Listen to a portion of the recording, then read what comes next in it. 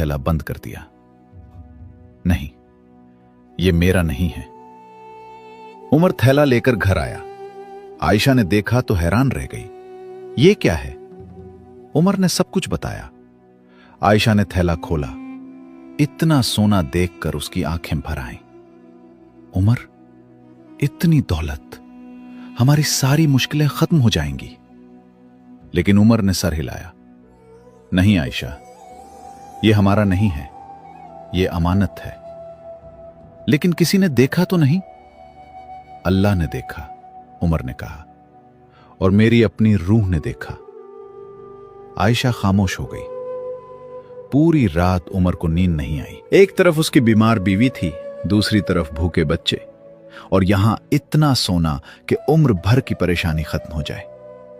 बार बार उसके दिल में ख्याल आता, कौन जानता है, सिर्फ एक अशरफी ले लूं, बस एक।